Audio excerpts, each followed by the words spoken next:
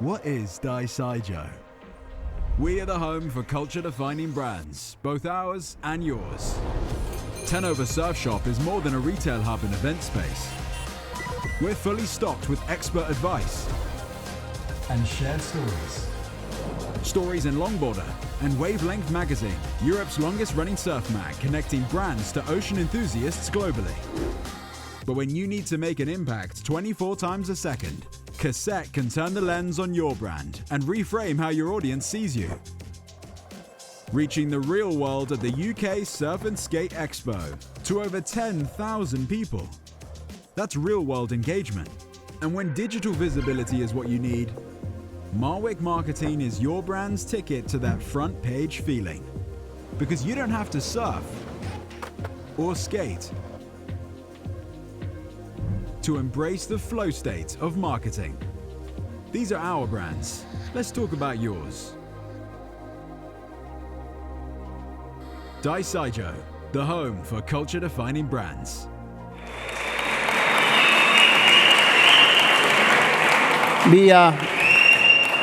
Before I introduce my friend here, I want to explain to you actually who I am and why I'm here, because a lot of you know him, but you don't know me. My name is Ozzie Ausband. I'm an author of a book on skateboarding called Back in the Day. In Pennsylvania, where I grew up, the weather's a lot like here. I grew up in a farmland. There was no sidewalks, nothing. And I got a metal-wheeled skateboard like this handed to me one day, and I went home and I had nowhere to ride it. And I got in the barn and I started riding around on the wooden floor. And about 3 months later, I saw a magazine, and guys were doing handstands and nose wheelies, but there were pictures of this guy and other guys, and they were riding banks and ditches and reservoirs, and they had surf style, and I was like, oh, that's skateboarding. And I wanted to do that, so I built my ramps. And long story short, I didn't have, as childish as this sounds, I didn't have friends that skateboarded. I'm talking about, I lived in a remote place, so I took those pictures and I put them on the wall, and I'd be like, hey, TA, check out this Bertleman, and I would talk to them when I skated. So to move forward all these years and become a skateboarder my whole life, except when I was in the military, to write a book about skateboarding, to be involved with the Z Boys documentary and all these things that have come to me through skateboarding. We've become friends over the years, and we traveled around and we've done a lot of stuff together. We ride pools together. So it's an honor to be here with him, and this is Tony Alva.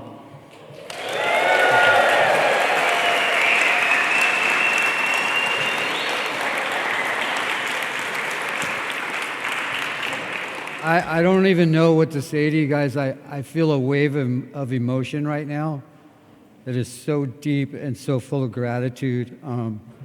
Skating with the kids at Newquay today was just so amazing. I mean, I'm on the verge of tears right now just because of the fact that I just feel so fortunate to be able to come here and just be here with you guys, and just, this is like our church, you know.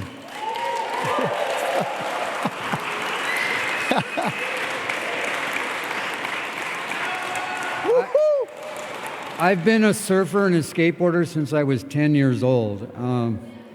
Surfing to me was like a passion, was something that I wanted to do because I wanted to be the best in the world and be a professional surfer. I was never capable of achieving that because I was this little 70-pound kid with my socks wet, and I could barely even get my arm around my surfboard to carry it to the beach, let alone compete with the guys in my neighborhood that were either professional surfers or guys that lived, in the area. I wanted more than anything to be on this team. One of my guys right here, Torger Johnson, they just showed in that photograph, was a mentor to me, and I wanted so much to just be a surfer and a skateboarder, but skateboarding came naturally to me, and it got me on the surf team that I wanted to be on. But it was strange because I have just an amazingly magical story to share with you guys. I was introduced to the Zephyr Jeff Ho shop in my neighborhood that was on Bay Street and Main in Santa Monica, where I grew up, because my dad, I was a latchkey kid and I lived on the north side, so my dad tried to get me away from all the bad influences on the south side by living as a latchkey kid with him in a little apartment in Santa Monica, and I went to all the north side schools where all the kids that had money went to school and stuff, because in my town, it's the south side's kind of the ghetto side, and the north side's the affluent side. And it's like little areas anywhere in the world, like different parts of London or whatever, you know. If I go to certain skate parks in London, I know which ones are rough and gnarly neighborhoods, and I know which ones are affluent and nice, you know, because I grew up around that stuff. But to really tell you what brought me here, it was an English surfer, a guy that took me to the Jeff Ho Zephyr shop for the first time because he lived on the south side with his grandmother and his Russian ballerina mother that had smuggled him out of England. His name was George William Omar, the Lord of Deerhurst and the Earl of Coventry. So awesome. And Yes. we all just called him Ted Deerhurst. And he was one of the first surfers to surf here with no leash on his surfboard, beaver tail wetsuit, freezing his ass off out there. And the only reason that he ended up back here was because he was blue blood English, and his father got angry at the fact that his mother had taken him from England and let him live in California as a latchkey kid as well, you know, and became a surfer. But he told me, this guy Jeff Ho is making the best boards in town. You gotta go to this shop. You gotta check this shit out. And he was like my junior high school, my BFF. He was like my best friend. He was tall, he was beautifully handsome, he like had a slight English accent. He was like a major influence on me as a kid, as a surfer and stuff, which was so cool. And I was just like, and he was a big influence on me as far as like his mannerisms and a lot of things about him were very interesting. But obviously, I was this really tough Mexican-American kid from the neighborhood, and he was a bit intimidated by me at times, too. So we became really good friends, and I had no idea that his father would eventually come to Los Angeles and basically legally abduct him back to England. And he did this right before, like 2 degrees of separation before the Zephyr competition team and all of the Z Boys stuff came together. So he basically was our, a sliver away from being one of the Z Boys. His dad brought him back to England, put him in a boarding school right away, didn't give really, you know, a hoot about anything other than the fact that he had conquered the conflict between him and his mother by bringing him back to England. Put him in a boarding school. Whenever he got a chance, he would always come to the coast and surf. He surfed this side of England, like all the different spots, from St. Ives and Cornwall all the way here to Newquay or wherever. He was exploring the coast constantly and surfing and sending me letters. We were pen pals, because this is way before, you know, cell phones and internet, any of that stuff. And we vowed to each other that when the boarding school thing was over, and high school for me, I just kind of did the C+ average student in my high school, Sam High, and got out of there. And we both met on the North Shore of Oahu with maybe $100 in our pocket. And we lived over there, surfing places like Pipeline, Rocky Point, Velzyland, and Sunset Beach for 2 to 3 months out of the winter for the next couple of years as best friends again. And so that's my connection to your town and to England in general. And it's like I commemorate this session to George William Omar, the Lord of Deerhurst, the Earl of Coventry.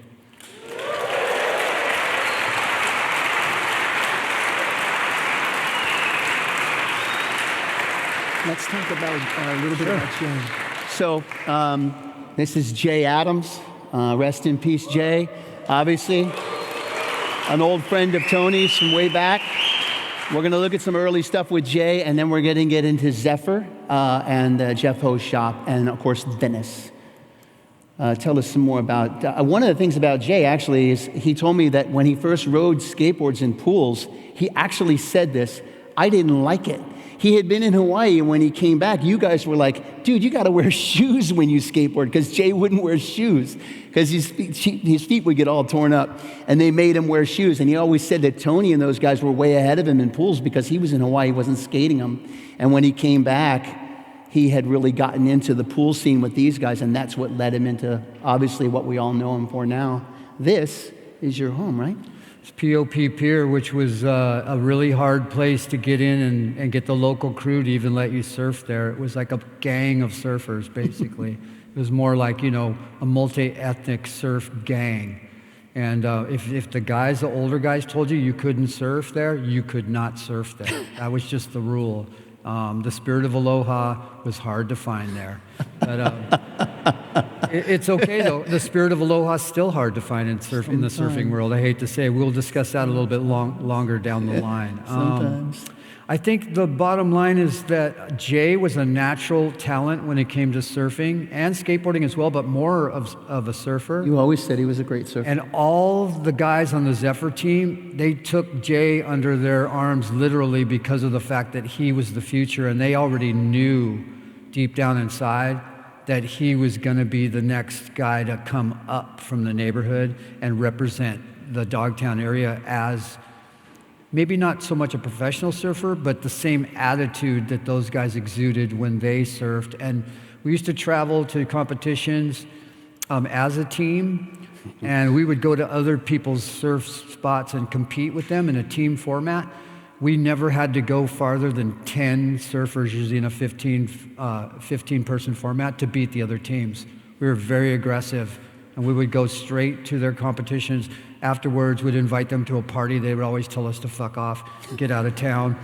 And Jay was part of that because he was so just like, he had a lot of energy, really good style, and he was just one of those kids, you know, that just everybody wanted to kind of rub off a little bit of that positive energy that he exuded, you know. He was amazing. This is Craig Stesick, who is basically not only a writer, but a photographer, but an amazing airbrusher. And the board that he airbrushed right there, the two guys in the photo with him next to him are Skip Ingram and Jeff Ho. The guy on the left-hand side, well, probably stage right, is the sander, and the other one is Jeff Ho, the shaper. So those three working together was how they made these really amazing, almost like lowrider style, I would say just like they were functional art. The boards were not easy to ride, believe me, back in the day when you're riding really hard railed, edgy boards like that, especially in weak surf, they were hard to ride. But when the waves got really good, they worked really well. So that's kind of where their stuff was geared towards. But also Jeff Ho was heavily influenced by Ben Ipa. And Ben Ipa like made some really futuristic, very amazing, especially swallowtail boards. He was known for that. And Jeff did a California version of those boards. But back to Craig Stesick. Craig Stesick was the guy that convinced Surfer magazine, because Warren Bolster loved Craig's writing. Yes. But he also started taking photographs of us, especially film photographs in black and white format, that were so surf style and so hardcore gritty looking that Surfer magazine just started giving him a story to actually have his own little part of the magazine every month, and people were eating it up. They just loved his stories. That's what I read. Not to mention his photography. Okay, this photo that is shown right now, he took that photo of me. I'm about 16 years old. Not even wearing Vans yet. I think I'm wearing Wallabies with crepe soles there, because they were the shoes that my dad would buy me, the only nice shoes. My dad was pretty frugal, and he was a blue-collar worker, you know, pretty hardcore dude, so he wasn't going to buy me anything fancy. But they actually worked really well for skateboarding because we didn't have grip tape on our boards back then. And that's why Jay used to ride barefoot, so he could grip the board. It's just funny because that photo, what I'm trying to do right there is emulate my favorite surfer at the time, which is very close in body posture and position on the concrete to the wave that I got the influence from. And it's a guy named Terry Fitzgerald, who was from Narrabeen, from Australia. And you know, 2 Australians were the guys that brought surfing here, as a matter of fact. The Fearsome Four picked it up after that. I did my homework before I came here. I know the history of Newquay intimately now. But Terry Fitzgerald was on a wave at Sunset Beach underneath the lip, torquing his body to the shape of the wave. That's exactly what I'm doing right there. I'm trying to basically do my best imitation of the big, frizzy-haired, muscly, badass Aussie named Terry Fitzgerald. And when we saw that photo around the world to us in the magazine, that was a rallying cry. That was like, oh, that's skateboarding. Anything before that was not skateboarding. That became skateboarding. Well, you know what I like best about this photo, though? The shadow. If you look closely at the shadow, I'm pointing my way towards, like, you know, the next section of the wave. I'm going like, there it is. That's mine. And that's hand jive to us was about style and grace, because the better that you handle your hands in whatever you do, the more graceful that you are, like Jerry Lopez, it shows that you're actively calm. And when you're actively calm and calmly active, you can do really dangerous things and make it look easy. Now, I learned that shit from guys like Jerry Lopez. Right. When I eventually met Jerry Lopez and his guys, they were riding the lightning bolt boards. I couldn't afford a lightning bolt board at that time, and they weren't going to give me one.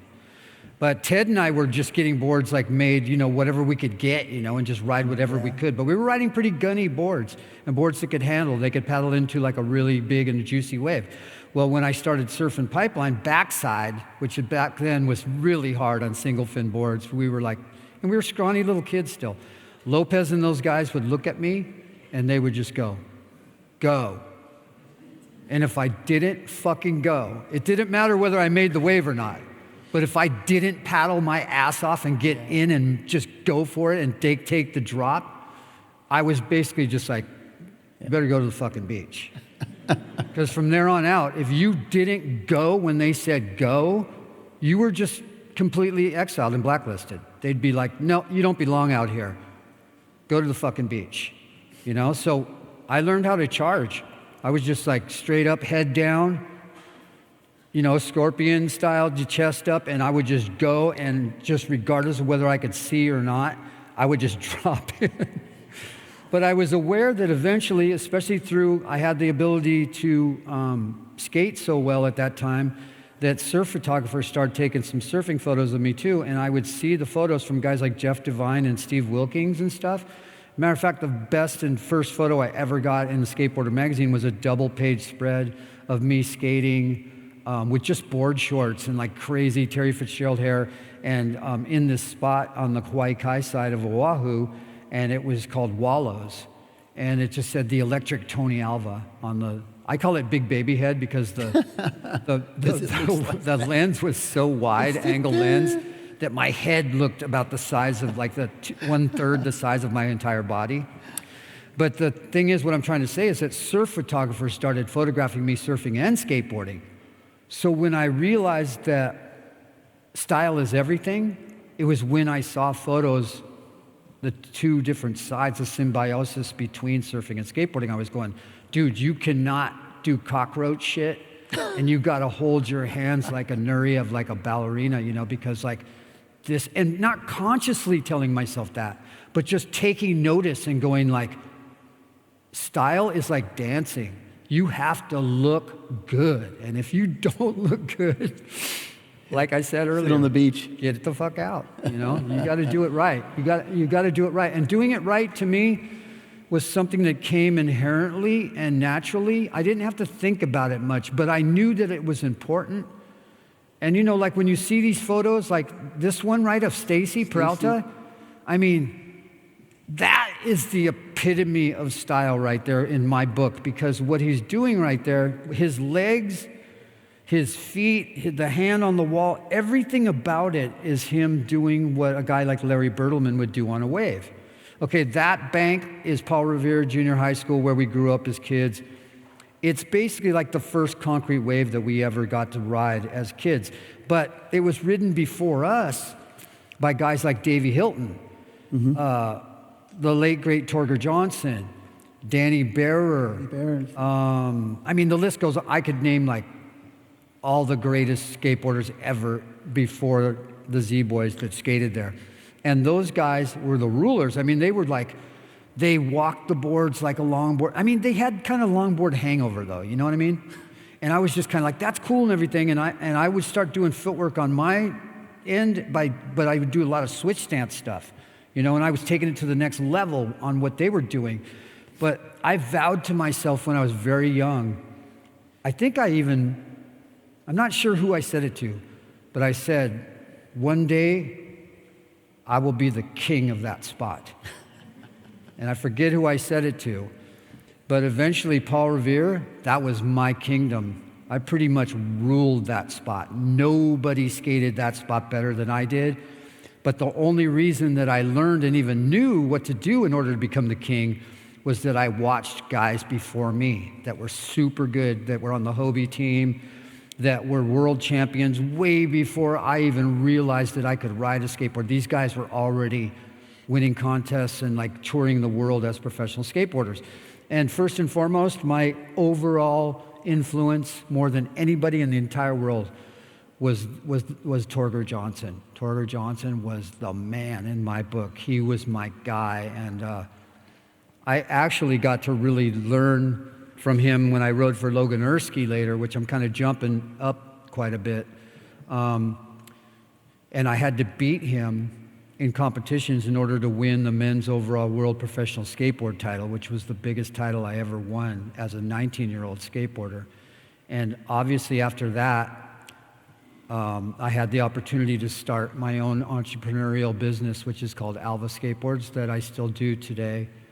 And Logan Ersky knew, they never gave me a model because they knew they weren't going to be able to hold on to me. I mean, I was just accelerating in ability so quick that they were like, we just got to let him go. This is Big Baby Head. Big Baby Head. That's Big Baby Head. Steve Wilkins shot this. I don't think Bolster was around. This is at Wallows, and we like the spelling to be correct. Don't get that wrong. You shouldn't get that wrong. These are loose ball bearing wheels I'm riding in a really rough ditch, which is pretty crazy because to even hold the bearings in your wheels, riding that shit is a miracle in itself. We used to ride bicycles everywhere when we went skateboarding because we always knew we were going to be bringing back a busted board. It would either be wood screws would rip out of the board, bearings out, or the bearings would fly out, or the truck would bend or break. I mean, skateboarding was so Freddie Flintstone and so like just, it was so primitive back then. I can literally tell you, and I know this is something I wanted to focus on eventually a little bit more, but the most important thing that ever happened in the world of skateboarding technology was urethane wheels. Because we rode clay wheels, we rode steel wheels, but those didn't last long and they didn't work at all. They used to get dents in them and be like flat spots, like from hell, and just and all you could do was ride them on a sidewalk. And if you hit a crack, forget it. You're done. You're going on your face. I didn't like to fall. I still don't like to fall, but urethane helped. The cool thing is I skated Newquay today, and I don't think I took a fall today, which is pretty good. But that only comes from the fact that I was just doing what I do best and not trying to do what the kids do, because there are some kids that rip nowadays. But what I do is I refine my technique. My main thing when I go out and skate, especially with the youth, is to share my experience, strength, and hope with them. And the best way to share the experience is to refine my technique. I have a long-lost art style of skateboarding even today, and the boards that I ride are basically like mini surfboards with wheels on them. And just the size of the board alone was mind-boggling for the kids at the park today. They were just like, what the fuck is that? You know, like, and kids were, you don't even know. I wish I had $1 for everybody that asked me the dimensions of the board. It was funny. Ozzie gave me some really cool wheels to put on it, and they're called Rough Riders. And I put them on because I was not sure whether we were going to get it dry or not.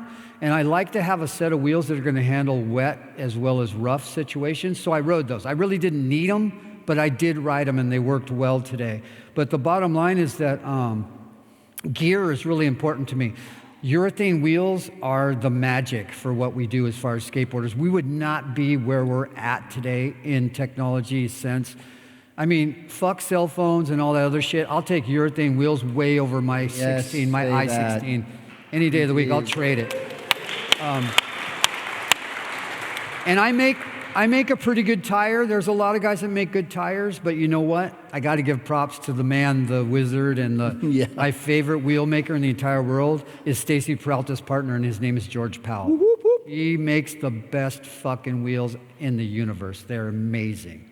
So I'm not afraid to ride another manufacturer's goods, especially tires, if they're better than mine, I have to admit it. And I'll just be like, you know what? This shit works. Yeah. So if I'm going to ride a really good Alva board with my independent trucks, I won't ride anything but Indy. We have a saying when independent, it's fuck the rest, ride the best. And we live by that.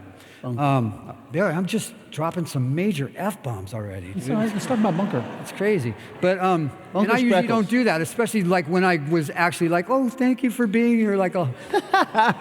Dude, see the dichotomy of being like from Dogtown and stuff, and also being a West Side Los Angelino, you know, when you're a Chicano kid from the West Side, it's like F-bombs are part of your style essay, you know what I mean?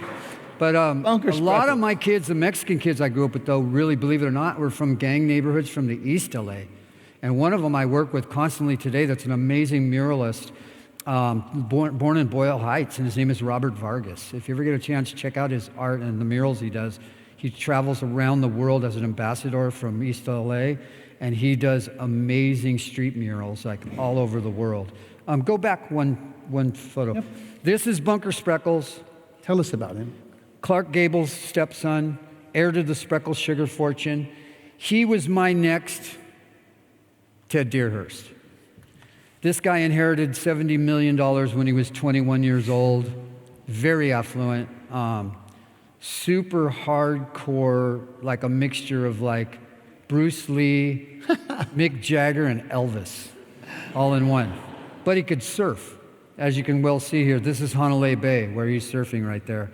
And he was not only teaching me how to compete, but how to have like kind of a terminal unique sense of ego. Because he would tell me all the time, like, we're class among gruel, mate. So in other words, everybody else is shit and we're the fucking supreme cream, you know? And at that time, I needed that. At that time, I needed to have that confidence and to know that I could outclass and outcompete anybody on any level, whether it be surfing, skating, rock and roll music, sex, drugs, and rock and roll, you know, just like anything like that. I was just like, do you know who the fuck I am? And I learned that from Bunker. Unfortunately, Bunker died. I was in Hawaii with all my friends, including Ted and stuff. Wenzel Rummel was with me. And I knew something was wrong this one year. I mean, don't get me wrong, Bunker and I had some great times together. And he coached me through and trained me through the whole World Championship thing and helped me win the Hang 10 competition that I won and helped me basically get to the point where I could start my own business.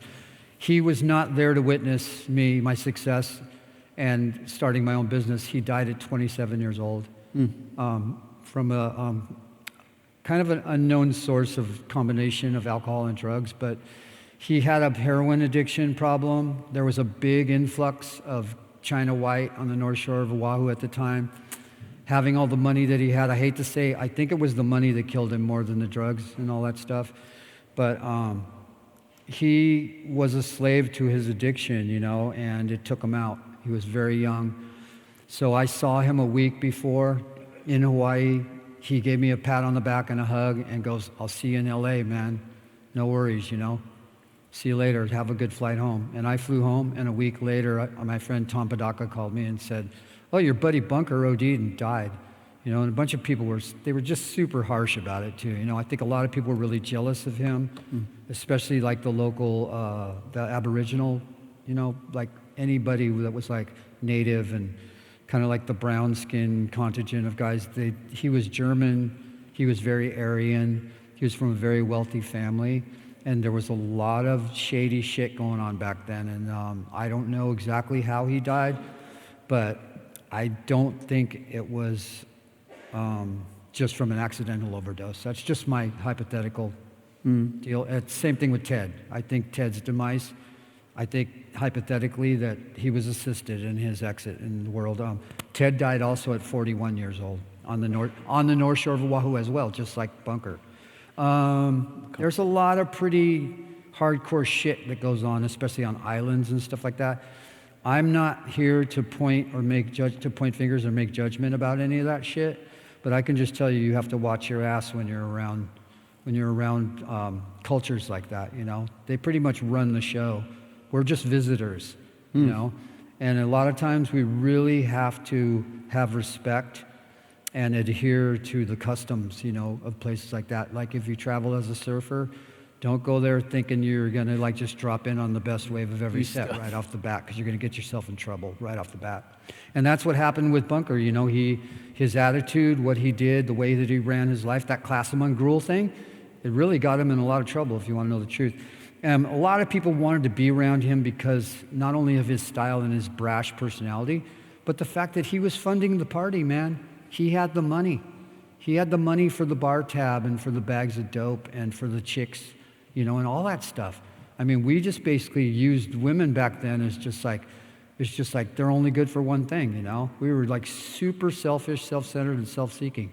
I do not treat women like that today, especially having a younger daughter that's any day going to have another grandchild. That we have like Almost. Yeah, I have two little grandchildren that are both girls, and women to me are sacred, especially.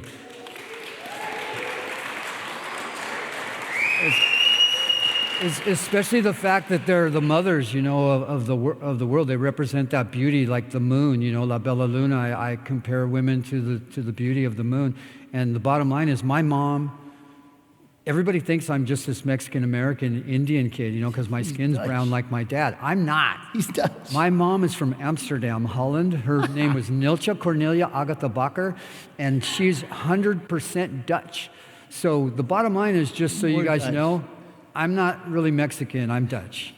I'm 50% Dutch, so that makes me much more Dutch than it does Mexican. But the ego and the bravado and the image that comes with being Mexican worked for me at a very young age. And when I started Alva Skateboards, obviously it's my dad's last name.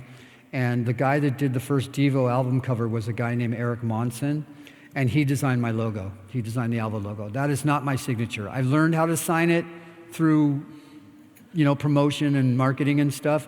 But that logo was designed by Eric Monson and became my brand and became my monogram for I would basically just to say not only for branding and putting on products, but the attitude that comes with that logo is that it represents me from the inside out. It's my heart and my soul, like expressing itself through, I would say, art, you know, through art, through fashion. And I'm proud of it, but you know what? The bottom line is that if it wasn't for some of the people that were in my life, like the photographer Raul Vega that shot my first ads, my first business partner Pete Zender that it convinced me to make boards out of laminated maple instead of solid, huge caveman, heavy-ass pieces of wood for skateboards. And then last but not least, like I mentioned Eric already, I just was always, for some reason, so fortunate. God was doing for me what I could never do for myself way before I got sober. See, I just jumped like 50 years there. But you skipped it over. The cool thing is that I always had a guardian angel and different things happening in my life because for some reason, God just was like, you know what? I'm going to give this dumb kid one more chance. You know? There was something that is very fortunate about my life, that absolutely nothing happens in this world for no reason at all. And I was like today when the sun came out and I knew it was time to go to the skate park, and after 2 days of rain and wind, I was like, it's time, let's go skate. For some reason, my intuition is really sharp, and that might be from my dad because of the American Indian thing, but I always had the ability to see the windows of opportunity in my life. And being a surfer might have a lot to do with that because you're constantly waiting for the tide and the wind and the swell direction and all those things to come together to create the magic. Well, I find metaphorically that life is like that. You have to look for the magical window in order to be in the right place at the right time, and don't miss it. Because if you miss it, it's gone. And I'm not much of a FOMO guy, don't get me wrong. I travel with some FOMO guys that are really crazy. Like Christian Asoy has FOMO to the max, but he did 6 years in prison for being a drug smuggler. So it's kind of like Christian, you know, when we do Vans trips, he's still trying to catch up because he feels like he missed so much while he was in prison. Right. You know, but the bottom line was that he got sober in prison. He found his higher power in prison. He's got 21 years clean and sober now. He was a drug addict. He's got another chance at life, and he's not going to blow it. And those are the kind of guys that I can really hang out with today, like Alan. I know who my real friends are today, and I had to get rid of a lot of lower companions and parasitical relationships when I got to the point where I was just sick and tired of living that life that was based on just using other people, and that everything on the outside was what I was concerned about. I had to go inside. That's still another part of the story, but the bottom line is that I finally hit a point in my life where drugs and alcohol didn't work for me anymore. And so that's why I'm mentioning that. And we'll talk more about that as we get into it. And it's a spiritual recovery. It's about spirituality. It's not about religion. It's not about anything other than just knowing that God wants the best for me, but I have to want it for myself, and that I cannot do God's will when I'm smoking dope or drinking. It fucks me up really bad.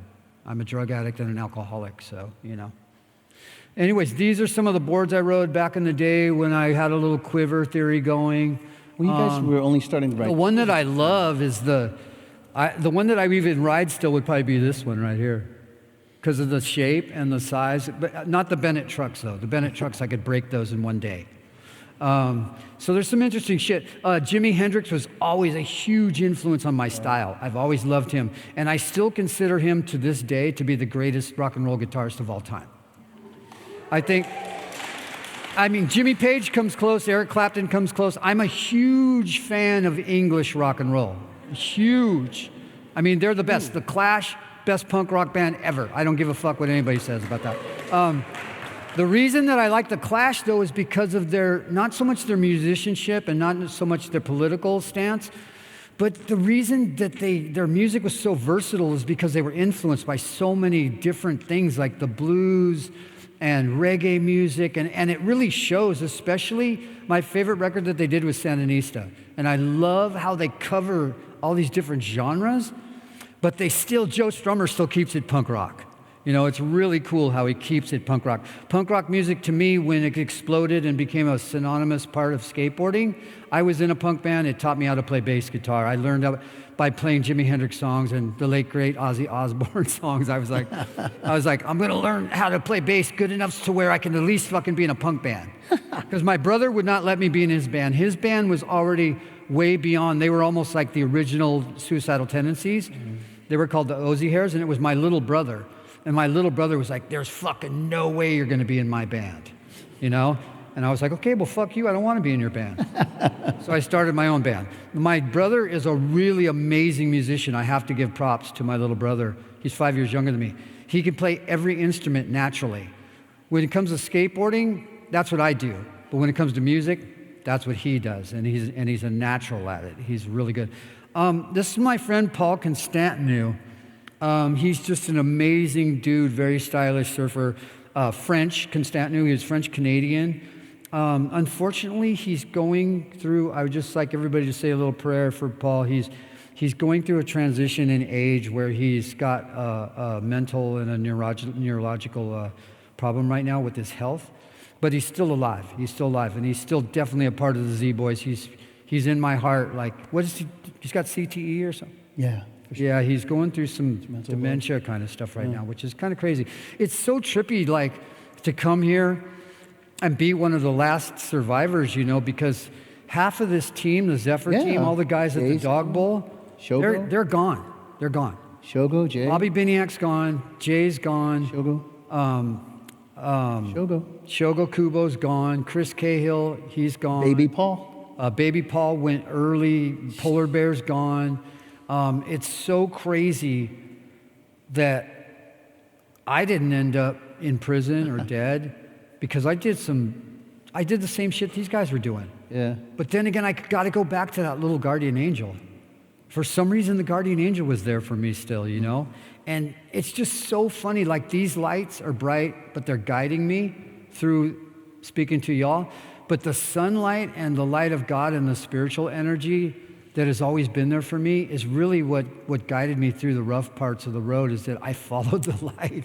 I just stayed in the light of the Spirit. And I didn't know that I was doing that at that time because I was so stoned, you know? And just, I always felt that alcohol, even though that was my drug of choice, because my dad was alcoholic, and I was like, I'm going to be a tough guy just like my dad, you know? I'm going to learn how to drink like my dad. And I actually got to a point where I was drinking worse than my dad because I was a binge drinker. And but I figured, like, okay, the magical thing is when you drink, you got to do hallucinogenic drugs, you know, because like that makes it spiritual.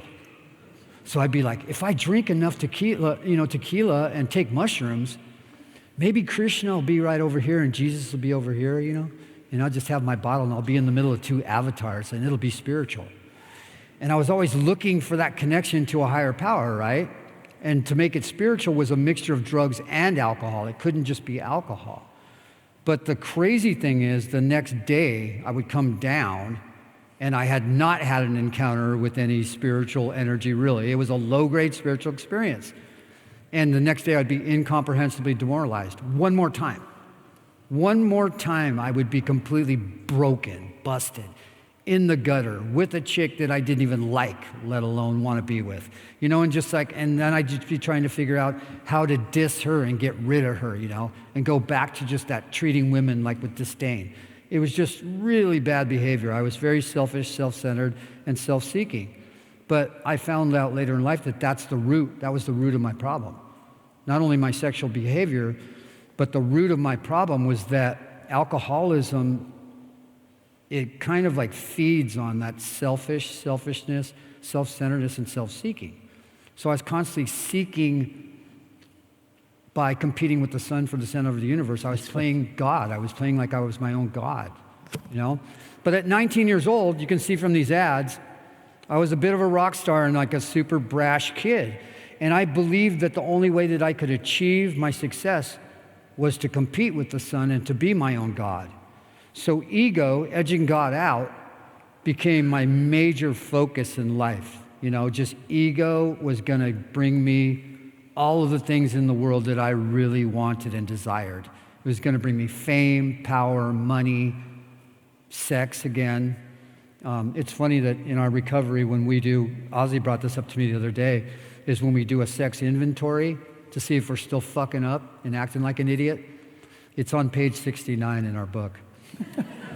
It's true. I wasn't even aware of that. I've read the book so many times, not to mention the last time I spoke I was like, what? in front of people of this big an audience, it was all a whole room full of sober alcoholics, you know, and I constantly get asked to do those kind of things, and I never refuse those requests, ever. I was taught that by my sponsor, Robert V., and I just don't. I don't shirk those responsibilities. If somebody asks me to carry the message, I automatically say yes, because contrary action works for me, because my brain and everything about me says, say no, weasel out of it, make up a false excuse, you know, don't do it. But to be of service to others, like speaking to you today, I get one more day sober if I'm of service. If I'm of service to the kids at the skate park, I get one more day to skate. That's how I look at it now. A benevolent cause always results in a benevolent effect. Therefore, the more good I do for others, the more I shall receive. See, I'm not a big Bible thumper or anything, and I don't really believe in all of the Jesus bullshit and all that, but that's just me. I've traveled all around the world and stereotypically had judgment on different cultures and religions, and like going to Morocco, all the fanatical bullshit that we get fed in America. I went to Morocco and met some of the most beautiful Islamic people I've ever met in my life. These people made other religions look like warriors or whatever, you know?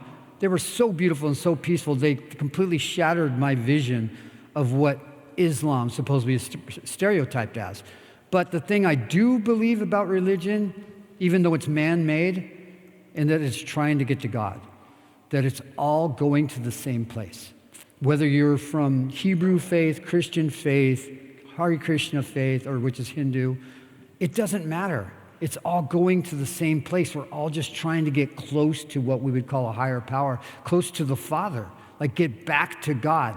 So I've been searching for that my entire life, and that's why I bring it up to you all, because the only real reason that I'm here today is to carry this message to you. I'm not really here to talk to you about surfing and skateboarding. But I'll go back to surfing.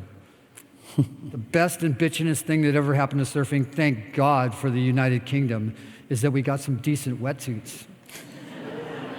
Neoprene came into the game in 1951, and I know this now just only because I have so much respect and love for a guy named Yvon Chouinard, who runs Patagonia, and he put a thing like neoprene is dead the other day, ran an ad, and it said 51 to 2025. And it's only because petroleum products are harmful to the environment, and what he's trying to do is he makes a new wetsuit made out of a rubber tree plant called Ulex. And they're beautiful wetsuits, and they're functional, but they're expensive. But the bottom line is, I don't know if they're the answer to the issue, but I know that we need to look for answers to issues like what we make urethane out of and what we make neoprene out of and stuff like that, because we need to save this planet for the future, for the kids, you know, for my grandchildren. I want my little grandchildren, my little girls, I want them to be able to go out and surf in clean water. I want them to be able to drink clean water, and I want the planet to be preserved for the future generations so that we can continue the legacy of what surfing and skateboarding really means to us, you know? And it's just, there's no way that we could be doing in surfing the things that we're doing now if it wasn't for the advent and the technology that came from really good neoprene wetsuits. My wetsuits are made in Japan. Most of the ones that I use, they're custom made. They come, the Japanese guys, and do 30 different measurements of my body and make me these little Teletubby suits that I wear in every kind of freezing ass cold water, whatever. And I'm always sitting there just going, ah. And I try not to pee in them because it's not good for them. But sometimes you can't help yourself. And some people really love to pee in their wetsuits, so whatever. To each his own, right? But anyways, I just feel like, you know, because when Ozzie and I got here and we were thinking about what we wanted to talk about, I couldn't sleep. I woke up jet lagged at 4 a.m. Not jet lagged in the sense of like Epiphany. feeling shitty, but just like kind of just a little brain activity that wasn't on the normal, like I wasn't on UK time, that's for sure. And I woke up in this beautiful hotel they put us in, and I could hear the waves and the wind, and I was like, wow, this is gnarly, man. And then I just go, oh shit, 4 o'clock in the morning. I sent him a text and I go, Epiphany. And he's like, what the fuck, this guy's sending me texts at 4 Dude, I'm like, you know? And then wow. I said, I go, I'll talk to you about it when the sun comes up. yeah, he did. And the epiphany was that urethane and neoprene technology has changed everything. Yeah. And we've learned a lot and used technology to a certain extent. But as a human race, We haven't evolved, have we evolved with that? right?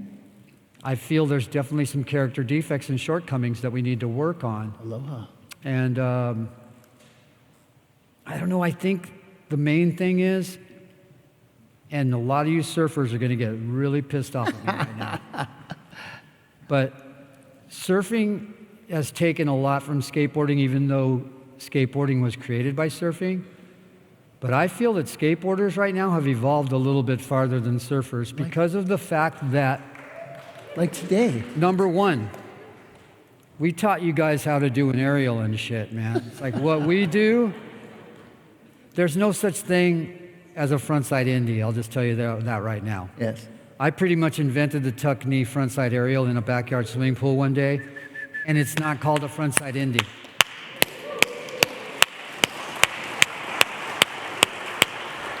Snowboarders and surfers constantly confuse that fact, which is kind of funny. But most aerials, especially skateboarding tricked aerials, are being done on waves now, which is really cool. It's great. As a matter of fact, when I saw Felipe Toledo at Jeffreys Bay on that insane day where he did 2 alley-oops on a 6 to 8 foot wave at Jeffreys Bay, I was completely like, whoa. I never envisioned when I was a younger, especially a kid, doing his first aerials in a pool, that I would see surfers doing shit like that, especially on such beautiful conditions. It was like magical the way he did it. And that all came from skateboarding. But I think the real thing that surfers can learn especially now with the internet and with all of this invasion of third world countries and paradisical places where there's so much competition based on material wealth and based on just ego, is that in skateboarding, this is Patricia Morrison right there, that's basically married to the singer The Damned and played in the Sisters of Mercy. She was my girlfriend, and I shot an ad with her right there, and she's an amazing bass player. She plays circles around me when it comes to bass guitar. That picture, keep going, please. Yes. But what I'm trying to say about skateboarding is, and it showed today Brotherhood. in the Brotherhood. the gathering that we had today at the local skate park. The fellowship of skateboarding is welcoming and really open. He gets vibed at his own surf spot in Los Angeles. Yeah, 2 weeks ago. I get in where he fights all grew the up time. surfing for 50 years. I get in fights all the time. With surfers. Because I'm a good surfer now, finally 50 years later. What is that? I get a lot of good waves right off the bat. I always do. But I respect people, but I usually try to get at least one super good one out of every set. I get a lot of grief for that. People constantly trying to fight me. They will try to like mentally, then paddle battle, then verbally, then actually physically could be an American fight thing. me for waves. It could be an American thing. That never happens to me skateboarding. I can go like today to the park and there's nothing but just love and like just that fellowship of skateboarding. It's just exudes like just this, like, to me, the ethos is still there with skateboarding, where it's just, there's a lot of love out there, man. We love each other. And then there's all these chicks, you know, that are up and coming, and they're ripping, man, and the guys aren't treating them like, get out of the way. You know, if you send a good girl out in a lineup of guys that are locals that are surfing a spot, they won't let the chick get a wave no matter what. They'll even drop in on her and cut her off. You know, it's just crazy. So I'm just saying, like with surfers with technology have not evolved that much. There's a bunch of fucking selfish cavemen out there still today. And they...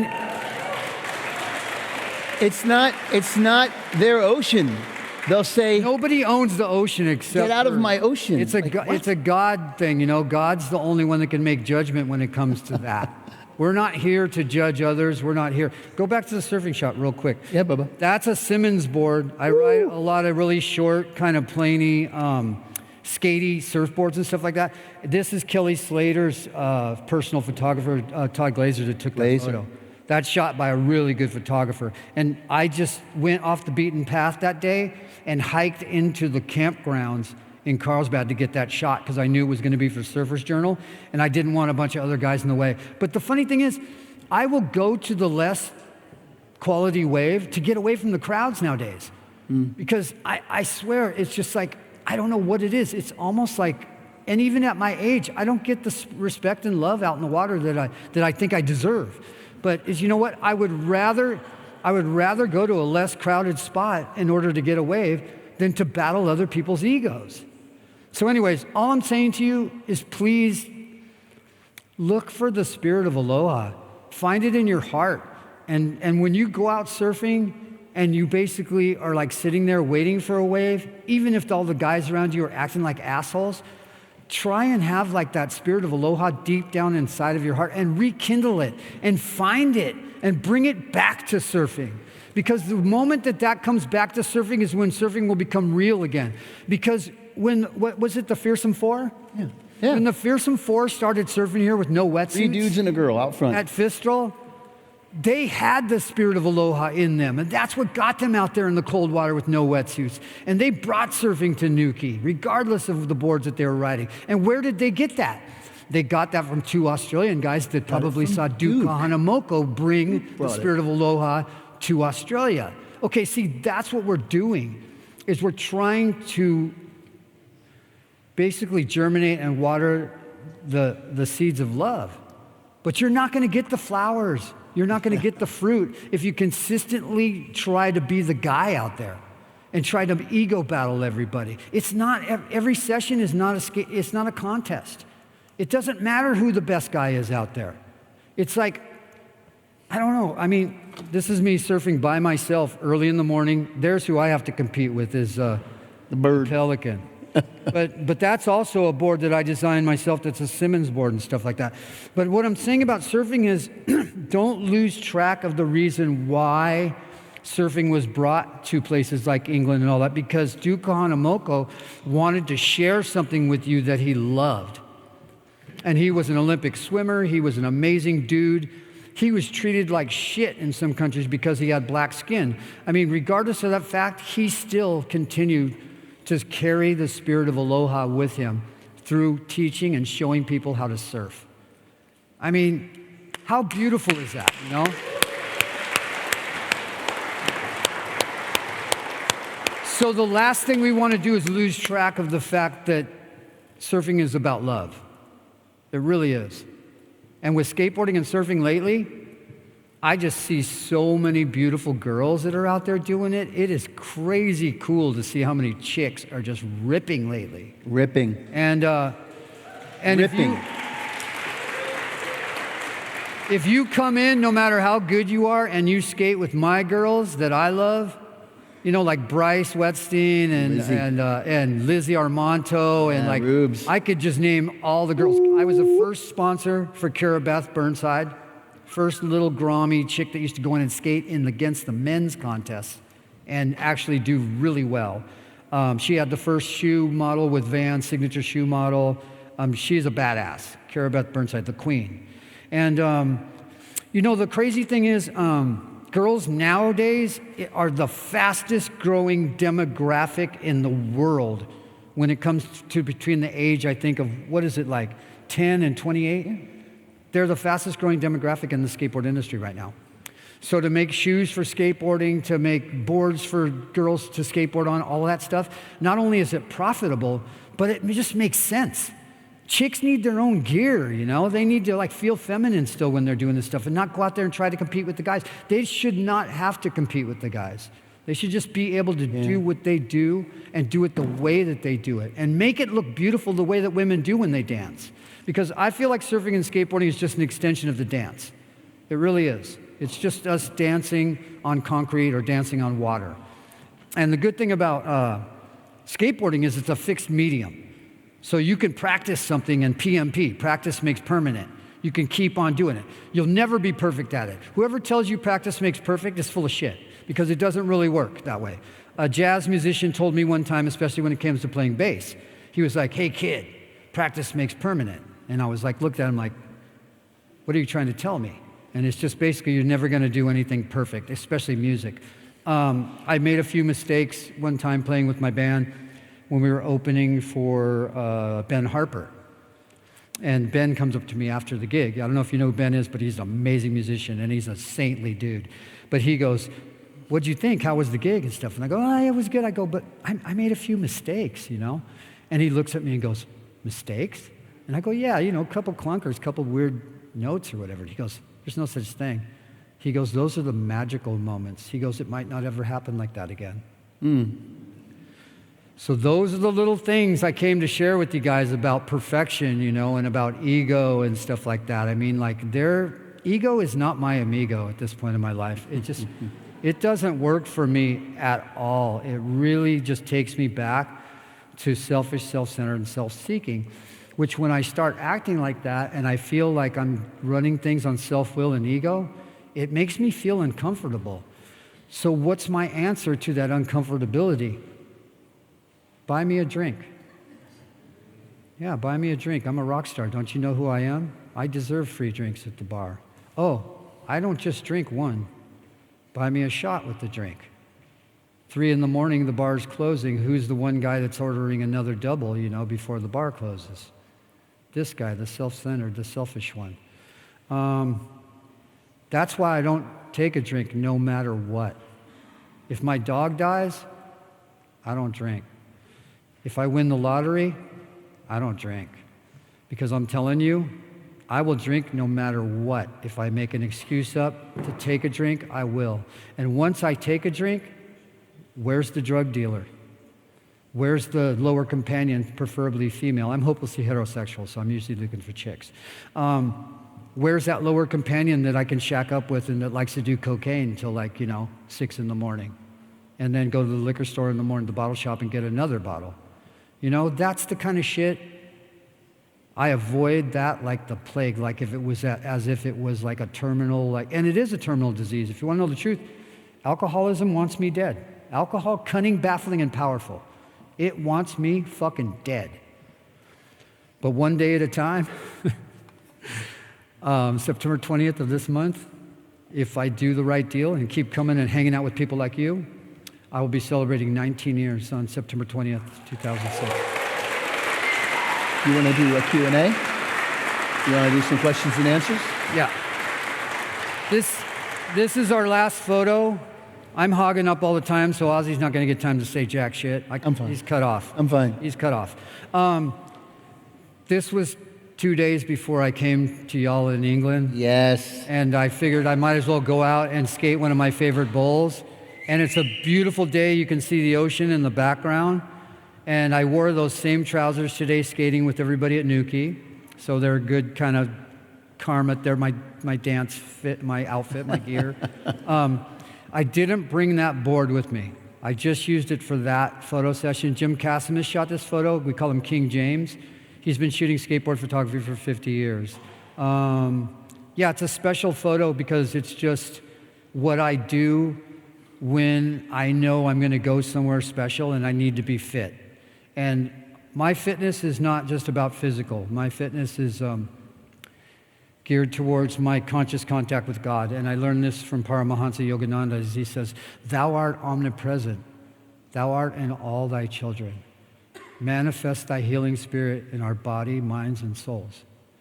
Okay, now, that's a mantra for me because I have to say that over and over in order to stay actively calm and calmly active. If things get tough, the only way I'm going to survive it, like if I get caught inside, literally, I got to be able to hold my breath and I got to be able to keep paddling. Same thing with skateboarding though. If I fall, I got to get back up and not lose my shit and lose my rhythm and lose my, I have to stay on the beam. And that's how I stay on the beam, is I know thou art omnipresent. Omnipresence, the word omnipresence, means everywhere in everything. The whole deal is all God. That's why I had a good day today. I got up in the morning and I read out of my little book that my dad gave me. It's a 24-hour book. He gave it to me before he died. My dad was a dry drunk. He never really had a spiritual part of his recovery. He just knew because he had diabetes that if he took a drink, he was going to die. And that's cool that fear can keep you sober, I guess, in that sense. But that kind of sobriety doesn't work for me. The only kind of sobriety that works for me is emotional sobriety. I have to be happy, joyous, and free. And today, I can sincerely and honestly tell you that I am. And you guys are part of that, though. I don't do this on my own. It takes a village, literally. You want to take some questions? So that photo, which is funny, everybody thinks I'm not wearing pads. Don't be fooled. I wear those wide leg pants for a reason. I've got a big padded knee gasket under this on my crunchy knee that's been the war veteran of my life, but it still works. And on the front, I wear like a knee gasket, and then I wear an old school 70s style knee pad that I got from the set of The Lords of Dogtown when we did the movie. I was an authenticity consultant on the film, and they gave us the old 70s pads, but the makeup ladies, went and put a bunch of fake dirt on them. And they were like, "That's movie dirt. It's not dirty. Don't worry about it." And I was like, "Fuck, you think I care whether it's dirty or not?" But I took the pads from the ladies on the set when the movie was done, and I've had it ever since, and I still wear it. We made that movie in 2015. So it was done, 2015. And it was an actor playing me, a guy named Victor Rasuk, who's a very handsome Yemeni and Dominican kid from New York. First thing I told him when he came to play my part, I go, the East Coast yo accent, bro, out. We're done with that. I go, that won't happen. Last thing was I had him paddling and doing all this shit to get from point A to point B, skateboarding and surfing, and there was no half measures, no short. I was like, you go until you're vomiting. I don't give a shit. You guys are going to get from A to B, and we're going to make this fucking movie look authentic. So I worked those guys. I was a location scout, a dialogue coach. I got my sister a part in the movie. Nikki Reed played her, and her life rights agreement paid for her to go back to school and become a registered nurse like Ozzie. And that's what she does still as a living. She's like... True story. See, now I'm telling you guys how cool and benevolent I am, right? But you know, the bottom line is that working on that film, people ask me all the time because Catherine Hardwicke's the director. I grew up with her in Venice and stuff. I knew her when she was a nutty arts girl working on the sets, decorating sets. She wasn't a director when I first met her. She was this nutty chick that had flowers in her hair and stuff, was running around like just doing artsy shit. Well, by the time we got to the point where she had directed 13 and done like all of these TV shows and all this stuff and was a successful director, because there was a bunch of other famous actors and people that like were vying to do the film and direct it. And I said, no way, especially when Fred Durst was going to be the director. I was like, fuck no. I was like, dude, I told him straight up, I go, you can't buy cool, bro. I was at a party still drinking at the time, and I walked straight up to him with booze on my breath and go, you can't fucking buy your way into the crew, bro. You're out. Needless to say, he was out after that. This is just, that's where I'm at now, you know? It's just like I'm refining my technique, and it's really cool that I have such good friends like Angelo that owns that pool, and that I have such cool people like Jim Casimus that will actually drive 100 miles up to just snap a photo of me in film. That's not digital. So anyways, I think just to wrap it up, because we want to hear from you all as well, like some Q&A stuff, either questions and or comments. It doesn't just have to be a question. Hands but up. I just want to let you guys know, you know, that by staying in the moment and just knowing that yesterday is a memory and tomorrow is a dream, this moment right now is what we're sharing, and it's all we got, and it's what's really important. So whatever you're feeling, if you have a burning desire, whatever's happening in your life, as long as you're just not going to dump a bunch of verbal diarrhea on us, we really want to hear from you and know how you feel. And I wanted to let you know that this has been a high point of my career, and everything that skateboarding and surfing represents to me in my heart and my soul. To come here and share this message with you is the top of my list right now. I mean, all I have is today in this moment, and right now, it's heaven on earth for me to be here with you guys. So thank you for letting me share.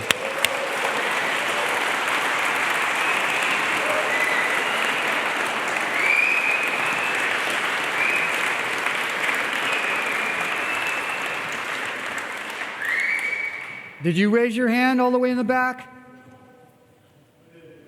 Yeah. You might as well start us off, bro.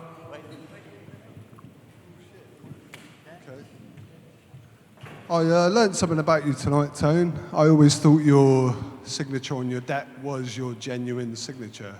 But I always thought that it looked like it said a war.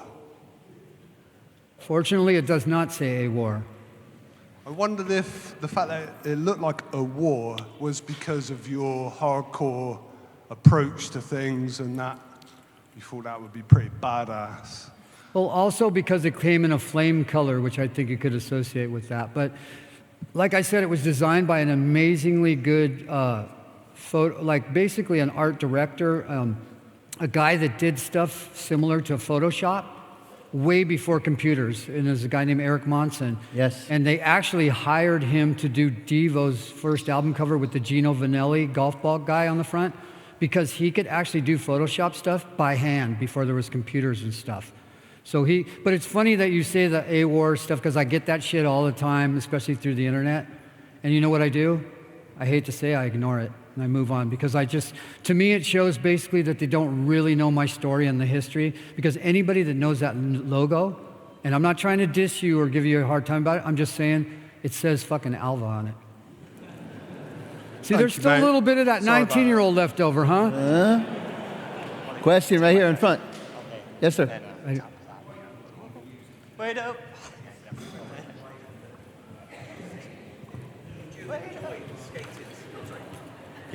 I'm right here with you, baby.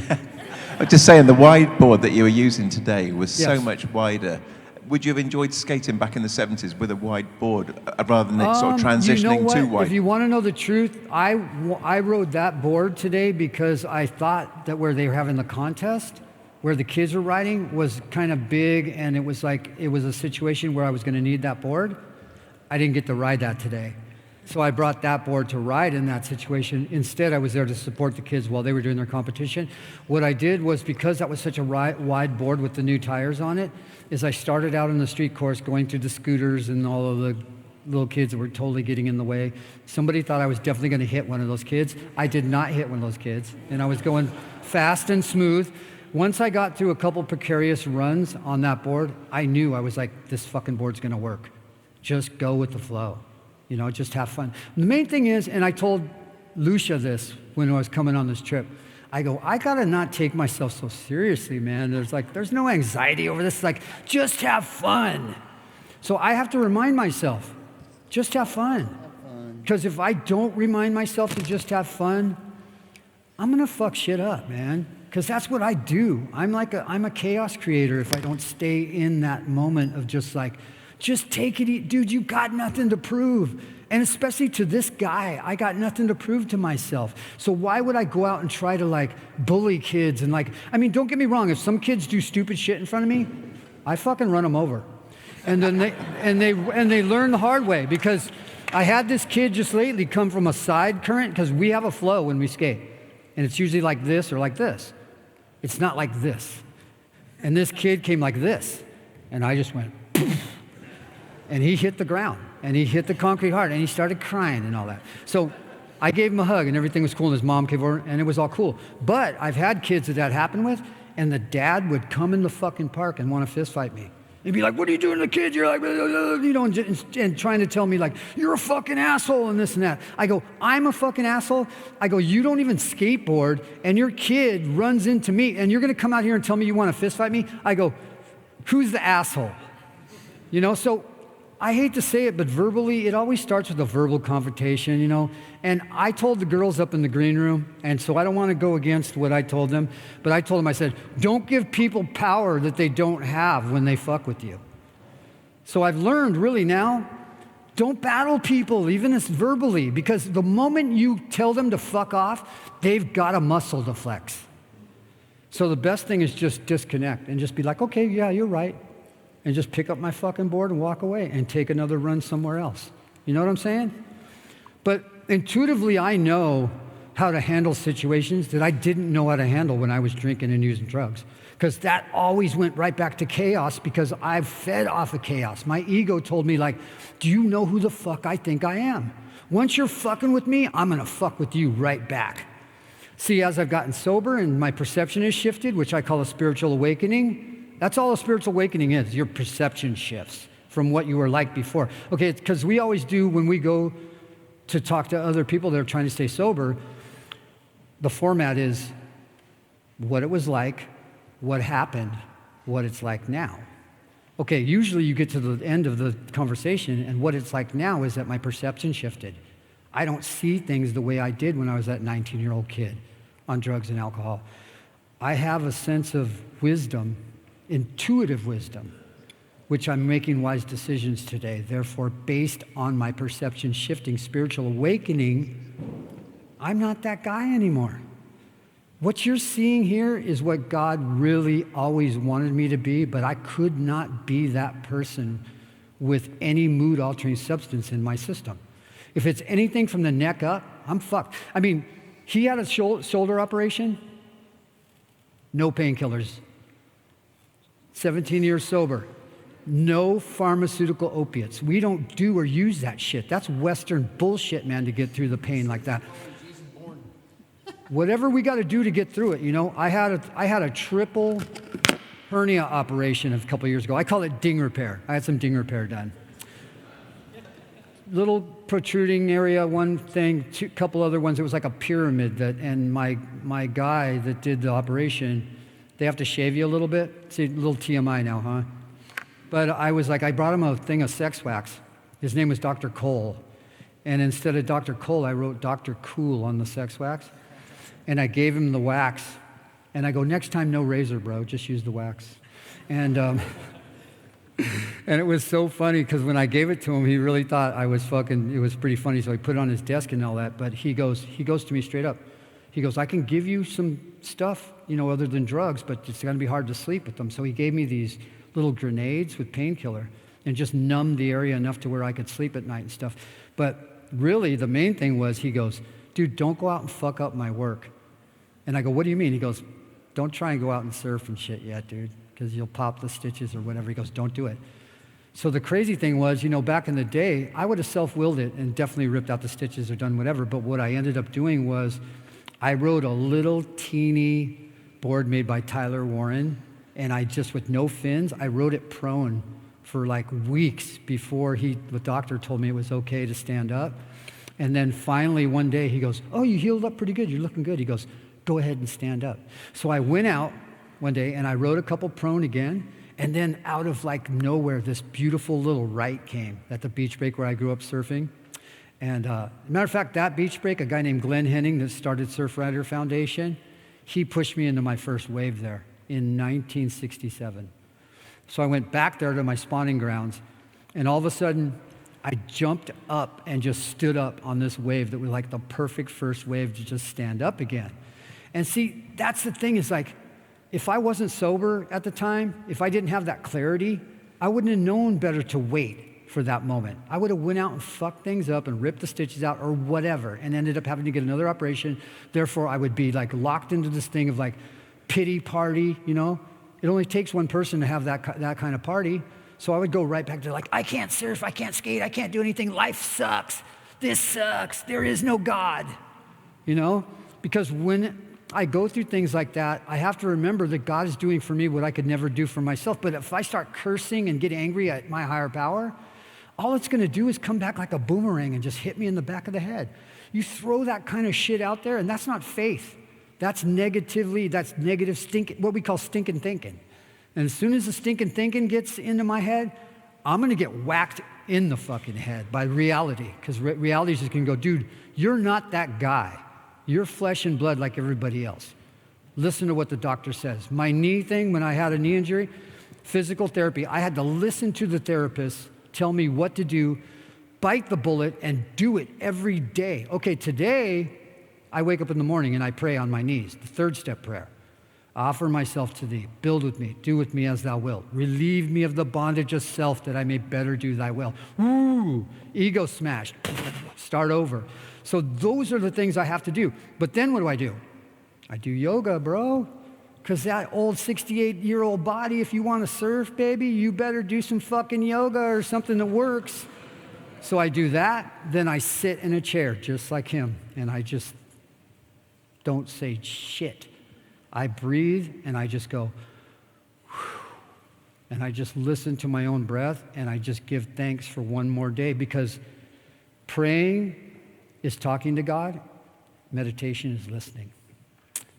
And I might not hear a voice or see him like, thou shalt not pass, standing on the cloud, with the big, my God metaphorically looks like Gandalf anyways, probably, so I automatically think he's standing on the cloud, thou shalt not pass, but I don't fantasize about it. I get real with it, and I just go, if you want one more day sober, stay connected to God's will for you.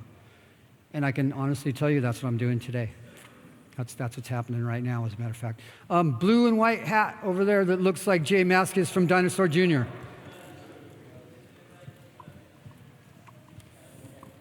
By the way, Jay Mascis from Dinosaur Jr. is one of my favorite dudes. He's a good friend of mine, and he rides an Alva skateboard in his wood-floored house in Massachusetts. That's how he gets around in his house. He rides one of my boards with very soft tires on, of course, so he doesn't fuck up the floor.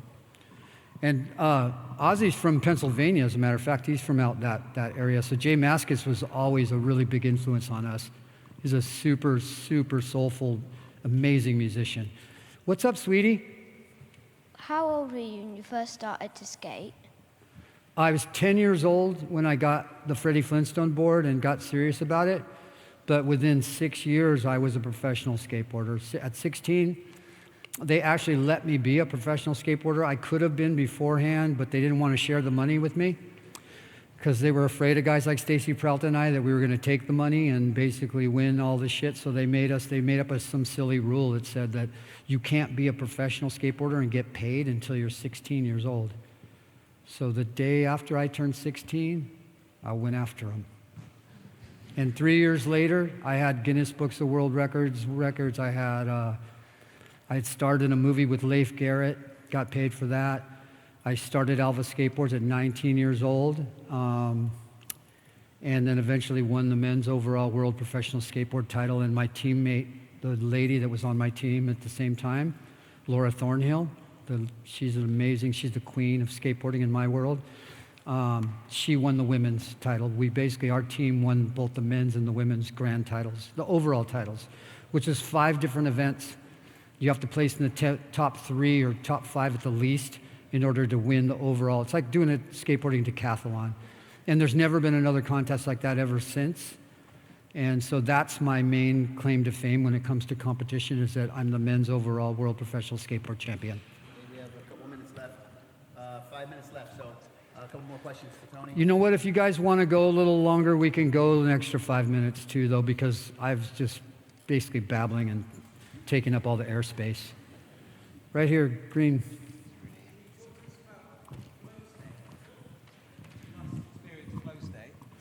Well, I think I've been talking about flow state, because you know what flow state is? It's basically staying in the moment. The only way that you can stay in the moment and have a flow, any type of rhythm in your life, is to be in the moment. You can't be in before or after, especially future tripping. Dude, if you're future tripping, there's no flow, bro. You're gonna be choppy. You're like a blown out day if you're future tripping, you know? And being in the moment's like having a nice offshore breeze.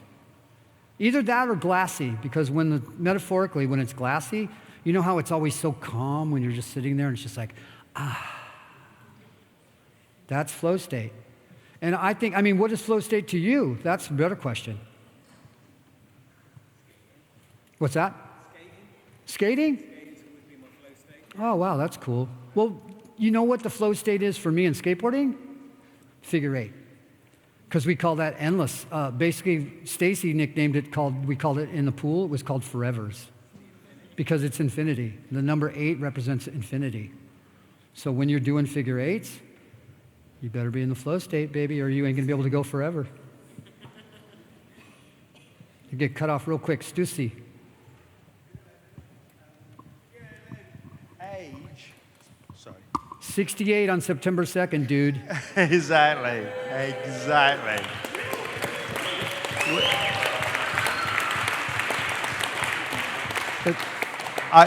I want to know your secret. I got a yarmulke, though. And I'm not even Jewish. We all grow up, we're all alternative lifestyle, shall we say. And I love that. And I miss it massively, even though I've got older in my time. And somebody like you is amazing. Thank you. Massively, the image of skateboarding of the time. How do you cope with your age and understand what everything's happening around you? I'd say the main way with dealing with my age is to look at the guys that are older than me that I respect and look forward to too. And a lot of them are sober rock stars. So I feel like real rock stars are sober, really. So if it's other rock stars that are sober, like guys like even like Steven Tyler maybe, or like, you know, like guys that are real rock stars, but they don't use drugs and alcohol anymore. That's pretty inspirational to me. Dealing with my age. Refining my technique. It's like my yoga when it comes to skateboarding. A yoga session for me goes beyond just doing the asanas. I don't do the asanas to be cool. I don't do them to be fashionable. I don't do them so that people think I have a nice ass in my yoga pants. I got them on right now, if you want to know the truth. But I got hit in the back by a little girl at the skate park today. And I was just sitting there, and it was the only time I got hurt at all today. And I turned around, I was like, oh, because it felt like somebody punched me in the ass, because I was relaxing, the board hit me. She was in the contest, though. I was in the way. I was in the wrong place at the wrong time. I went up to somebody and pulled my pants down. I was like, is there a bruise back there? And they go, nice ass. They go, no bruise. So I was like, okay, you know. Sometimes those little compliments, especially when you're 68 years old and they give you a little bit of longevity, you know, just a little bit. But see, vanity is not that important to me, because I'm no Adonis, believe me. When I was a kid, I was pretty, I think, attractive and handsome at that point. At this point, I accept my physical appearance for what it is, and I really, the gray hairs and the aches and pains and all that are part of just, I guess it's just evolution in a weird way. You know, I would rather evolve naturally than de-evolve and go back to being a monkey mind, you know, just being like a silverback gorilla that just does nothing but just want to eat and shit and fuck. So, you know, yeah, that's just, keep it simple. We call it the KISS theory. Basically, with the two S's, it goes, keep it simple, stupid. That's called the KISS theory. Like the band, but I don't think those guys are sober. I see them every once in a while, especially Paul Stanley. He looks hungover. He looks fucked up. Right here, lady in the front. Yes, so the pool that you were riding, so at the skate park today, Yeah. the pool that you were riding is obviously based on a pool like what you guys would have been riding back in the day. So I just want to know, like, what does it feel like to ride a pool like these days, like in a skate park? Nice, but that board was influenced by a guy that's one of my favorite board makers ever that made me handmade boards back in the day, made them totally by hand and even drew the graphics on them by hand. And his name is Wes Humpston. We called him the Bulldog. And it's a surfboard with wheels, basically. And the 215 trucks are made to go all the way to the end of the board, because I wear a size 11 shoe. I got big feet for a little dude, but I like when my feet go right to the edge of the board. So with a size 11 shoe and a little extra with the Vans I wore today, they're almost like Capizio dance shoes. They're the low pro shoes that Vans just came out with. The soles are only like maybe a quarter inch at the most. So it almost feels like I'm barefoot on it, but they almost are like shoes that somebody would wear to dance in. That was only the second or third session today when I wore them. I brought them specifically for that event today. They're beautiful shoes too. They look nice, but they feel really good. So I put brand new tires on there, grippy Rough Riders. I had 215 independent trucks. My board is 34 by 12 with a 17-inch wheelbase. So that's a pretty good sized board, but not a long board, not a carver board. I'm not doing no wiggly squiggly wannabe surf skate shit. That shit don't work for me. We don't, half measures avail us nothing. We don't do the half measure shit. We go 100% authentic from the get-go. That's why Vans loves me, because I'm part of the message to the world. Vans, authentic. If you want to hear the story, told Paul Van Doren's story, go to Amazon Books and, Audible, and you'll hear my voice for 8.5 hours, and you'll want to slit your wrists by the time you're done with that book. Because I'm the narrator for Paul's book. Paul asked me a few months before he passed away and left this planet to read his story. And during COVID, I went into a studio in Santa Monica. I was hermetically sealed because of COVID. Every time, nobody had touched anything in that fucking room for the whole time I was recording. And I actually recorded Paul's story. I did Paul's story. I read it. And about within a month later, he left us. So it was a blessing. I was getting ready for the big tour, at all the bookstores with them and stuff, but it never happened. It never manifested. But his son, Steve Van Doren, is one of my best friends and is almost like a brother to me. And we travel all around the world, constantly promoting and just doing the grassroots approach to showing people that Vans is not only a really quality shoe, but an affordable shoe, but that it caters to extreme athletes, especially skateboarders, and surfers as well. We do shoes like, we have Tom Curran's daughter endorsing our shoes in Biarritz. We have athletes all over the world that travel all over the world. 2 Australian surfers that are amazing, Rasmus and Caius King, Alex Nost.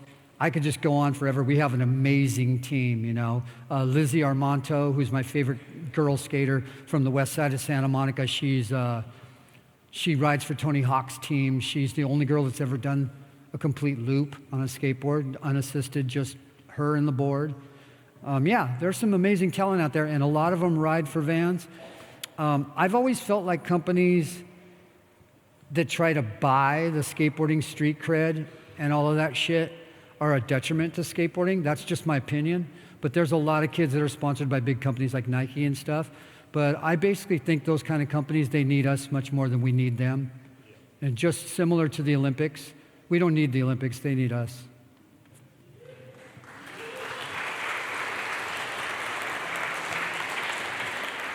Is there any burning desire out there? Yeah, let's go for the girls. I like when the ladies contribute. Sure. Now, I just wondered, do you do any kind of philanthropy or anything? You might have, others might know about any philanthropy you do or anything you do to help those charity work or anything to help kids or people that don't have the opportunity to get into skating and surfing? I don't think it's so much about skating and surfing anymore for me, because I will go to the most sordid place on earth to carry the message of recovery. So if you want to know the truth, philanthropy for me is I'll go into prisons. I'll go into places where kids are constantly in trouble with the law, and they're going to go back to jail if they drink one more time. Like the 18 to 24-year-old, that sort of range, do you think? No, it depends. A lot of kids start really early nowadays, especially with fentanyl and pharmaceutical opiates and stuff.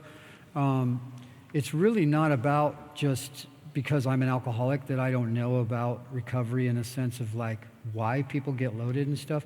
The main reason is because we're irritable and discontent, and we need something to take that away temporarily. See, the temporary solution to a long-term problem is get loaded. We call it self-medicating. In terms of bringing this to kids and getting them outside, away from screens and stuff like that If as they're well? interested in surfing and skateboarding, I will share that with them, but I don't force feed it to them. First and foremost, what I feed them is recovery through, like the third step, basically turn your will and your life over to something that's bigger than yourself.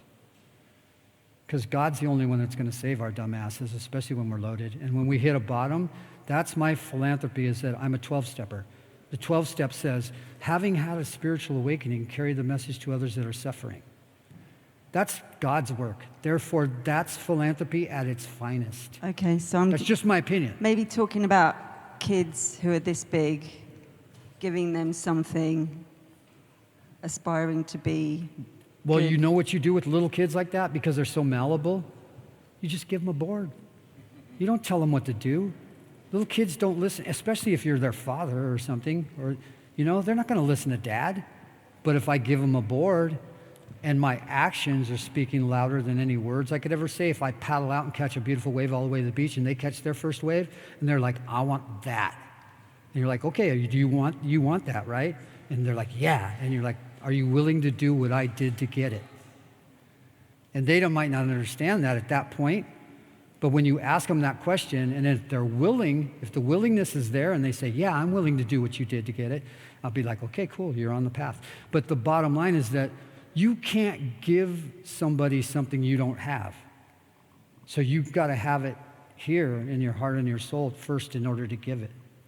If you don't have it, you can't give it away. There's nothing to give. You're bankrupt. See, for me, I was spiritually bankrupt. Therefore, I had no morals. I had no ethics. I know it was all about me. Therefore, where is the teaching? Where's the space there? So when there's space, I created space by trying something new and different and getting sober. So what am I going to fill the space with? Okay, there's an empty space now in my life because I'm not using drugs and alcohol anymore. What am I going to fill that space with? Love. And the only way I'm going to get that love is through prayer and meditation. Because God will give it to me if I ask for it. But how am I going to hear it if I can't meditate? I can't hear the wind blow even if I'm stuck in my own little cage of like human, like just that. The physical state of being is not a receptive state. The spiritual state is a receptive state, which our soul is eternal also. You got to understand. That's why the soul is so powerful and the soul is so beautiful. You can't burn it. You can't drown it. You can't crush it. It's indestructible. Therefore, having a spiritual awakening is about eventually we're going to leave this body. Where are we going to go? Well, if your soul is eternal, hopefully you go to the next level. You go to that next. We get closer to God. But we might have to live hundreds of thousands of times in order to get there. But we might be saintly enough to get there in one trip. Who knows? Everybody has a different experience, you know? And I can't tell you what the answer is and where we're headed, but I know that if you're earnestly looking and searching for something bigger than yourself, that it's going to expedite the process. For sure, definitely. I firmly believe that. Scout's honor. That was a good question, though. You know what? One more. We'll take one more question. But I really, I respect, and I know where you're coming from. The main thing with little kids is just through action. Don't tell them what to do, show them what to do. Action speaks louder than words. Right here, last one.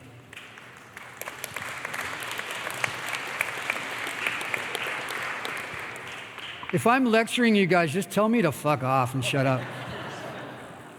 You can tell me to piss off, it doesn't matter. I'm used to it anyways, especially when I go to Australia. Hey man, when things get crazy in life and you do get thrown off track and you do have those temptations to go back to drugs, alcohol, and that sort of bad lifestyle, what kind of keeps you on track? What brings you back to center and keeps you grounded? I don't have those sensations or any of that anymore because of the fact that I've worked a spiritual program that keeps me, that I have equanimity in my life. I don't know if you know what that word means, but it means spiritual balance. Therefore, God has lifted the obsession. I thought smoking weed was going to be the hardest thing in the world. But I went and I got dry for 30 days because there was a little lady in the program that busted my balls literally every time I did something that was fucked up. Because she told me, she goes, "You think you're special, don't you?" Her name is Marina. She's a little Jewish lady that had 25 years sober in the program I went to the first 30 days. She had a little bump it and her espadrilles on. She was about 4'3" with those even on. And she goes, "You're special. You think you're special, don't you?" And I would be like, "Oh, nobody talks to me like that, you know?" I was still holding on to the ego. And I was just kind of like, fuck you, you know? But I didn't say it to her. I was thinking it and looking at her that way. But basically, she just goes, "You'll never get this program until you surrender." And she looked me right in the eye, and then she just hits the big book, and she goes, "Surrender." And then she did it again, and hit it again, and goes, "Surrender." And I go, "That's it. I'm going to choke her out and kill her right now, and like put her under the desk, and nobody will find her for days because she's so little." But see, that's the thing, is that your perception still at that point, even with like 15 days or whatever, that was my best thinking. My best thinking was either homicide or suicide. You know, it's a trip that you can think like that, but that's the human mind. Because once we get into fear, what's my best tool when it comes to fear? Anger. Okay, what follows anger? Violence. See, and that's what's wrong with this fucking world today, especially in America, with the guns and all that shit. And why does Gaza exist? And you know what? I'm going to get into you know what? I got to stop myself. I have no opinion on religion or politics, therefore I will avoid public controversy. So I'm just going to go rewind on that. But what I was talking about was weed. When it came to weed, which I thought was my best friend, I always used to skate pools and go, "I can't skate a pool if I don't have a good bag of weed." I was like that. I was such a fucking stoner. And now that weed's so strong and legal, I mean, weed's legal in the United States. How gangster is that? Not. It's not cool and it's not tough at all. It's fucking for sissy-ass kids that just need a crutch to get through life. That's my personal opinion, because I was a stoner for like 40 years, you know? The reason I stopped is because my sponsor told me, "Look, we don't do any mood-altering substances, nothing from the neck up." He's like, "How long has it been since you smoked dope?" And I go, "I haven't," because they were piss testing me when I walked in there. I get kicked out of the program if I pissed dirty.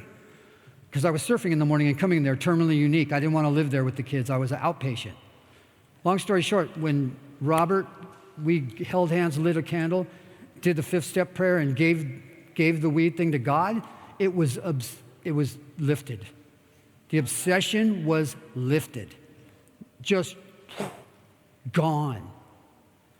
Therefore, the situation that you're talking about does not exist in my life, because God, he took it out like a cancer, like as if I had a tumor in my brain or my body or whatever. It was just completely miraculously lifted. Therefore, I can just say to you, what you see right now here, I'm a work in progress. But you know what? 68 years old, professional skateboarder. What? Still surfing, like for cross training, playing in a really super good rock band. Rachel Ann Rainwater, the singer in my band, and Chris too. Happy birthday, Chris. It's been an honor and like a privilege to come here. And with Chris and Lucia and Alan, they got me here and just to invite me to do this. Happy birthday, Chris. Happy birthday, Rachel Ann Rainwater, the beautiful singer in the band His Eyes Have Fangs that I play bass for. So, and happy birthday to all of you all, because today we're sharing a spiritual awakening, and hopefully there's one person out there that heard the message and that is going to take a step in that direction. So that's the most important thing to me in the world, is that maybe one person here today could relate to something I said, and that it can help them. And that's all that fucking matters to me right now. If I can help one of you, that's all. So.